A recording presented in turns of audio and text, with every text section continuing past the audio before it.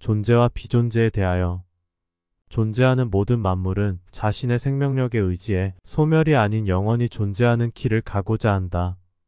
본체를 가진 모든 것은 수단과 방법을 안 가리고 자신의 생명력 유지를 위해 대부분 시간과 노력을 기울이는 것이 사실이다. 그럼 애도 극히 드물게 존재에 대한 강한 거부감으로 잉여물과 같은 존재가 되어 패배자에 가까운 길을 가는 자가 있다. 누가 승리자이며 누가 패배자인가? 이것은 각자마다 무엇을 가치관으로 삼느냐의 문제인데 매일 하루하루 승패가 갈리고 일생의 승패도 물론 드러난다. 그러나 연기법을 관하여 윤회하는 수많은 자신의 삶을 돌이켜보면 현실에서 추구하는 성공은 거짓일 수 있음을 간파하게 된다.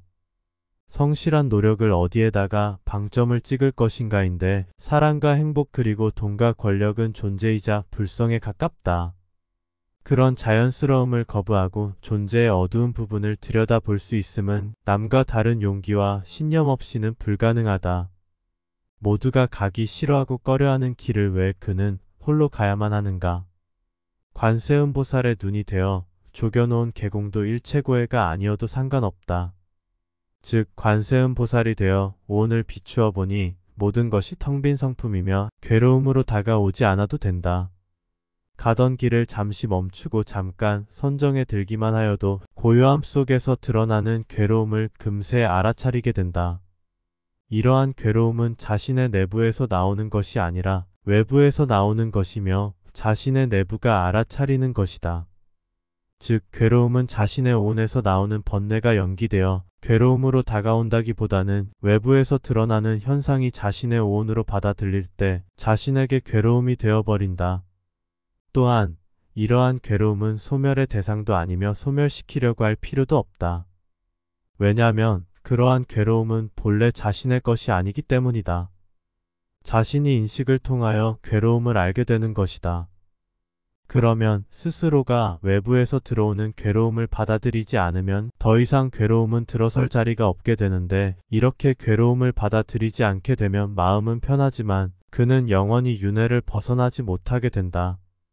윤회의 소멸과 피존재의 길을 선택하지 않은 사람이 스스로 괴로움을 받아들인다면 어리석은 사람이 되는 것이고 윤회의 소멸과 피존재의 길을 가면서 괴로움을 받아들이지 않는다면 그는 거짓말쟁이에 가깝게 된다. 즉 윤회도 상관없고 존재하고자 한다면 괴로움은 자신이 받아들이지 않으면 그만이게 된다. 12연기법에서 받아들일 수만 억제하여 제어하면 된다. 또한 윤회의 소멸이란 방편으로서 소멸이라고 말하는 것이지 윤회의 진정한 소멸은 있을 수 없다.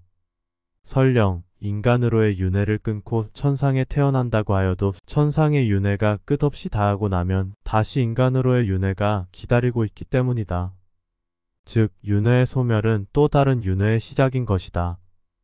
따라서 마침내 피존재가 실현되기 전까지의 모든 본체들은 모양과 형태만 바뀔 뿐이며 끝없이 윤회되어진다. 수행자는 참선에 많은 시간을 들여가며 고요와 멈춤과 지혜를 밝힌다. 어느 경지에 오르면 정말 일상의 매 순간이 참선임을 알게 되고 의도적으로 참선할 필요는 없음을 알게 된다. 어쩌다 한 번씩 의도적으로 참선을 하는 경우가 있기는 하다. 만약 누군가 정말로 인간으로의 윤회에서 벗어나려고 하거나 나아가 비존재가 실현되고자 한다면 자신의 존재적 시스템을 철저히 붕괴시켜야 한다. 그 붕괴의 첫 단추가 존재를 의심하는 것이다. 예를 들어 참선은 고요와 만족과 평안을 준다. 그러나 고요와 만족과 평안 자체가 존재임을 자각할 수 있어야 한다. 즉 참선은 존재와 성향이 잘 맞아서 존재를 벗어나려면 참선에 의지하여서는 안 된다. 참선을 통하여 존재의 경계에 다다랐으면 참선도 과감히 놓아버릴 수 있어야 한다. 이제는 참선에 의지하여 머무는 것이 아닌 존재에 대한 만연한 괴로움을 알고 미련을 온전히 버리는 것이 중요하다.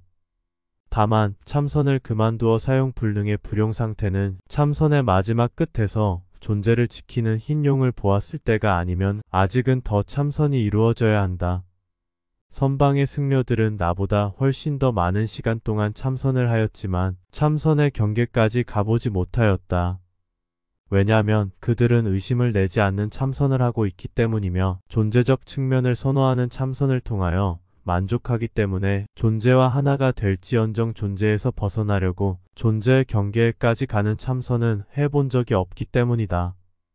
얕은 참선도 뒤집어서 의심의 눈으로 보면 존재를 못 벗어나게 하는 거대한 함정일 수 있다. 이때 참나와 무아와 존재성과 불성도 존재와 한 몸임을 알게 된다.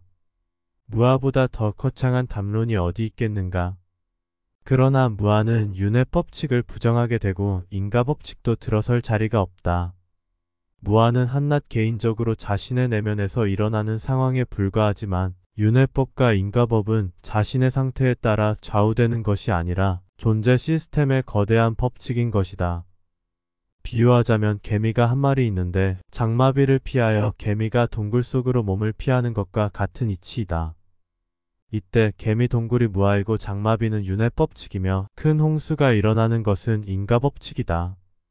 따라서 장마비는 개미 동굴과 무관하게 진행된다. 자신의 무아가 존재와 하나가 되었는데 어떻게 윤회를 벗어나겠는가?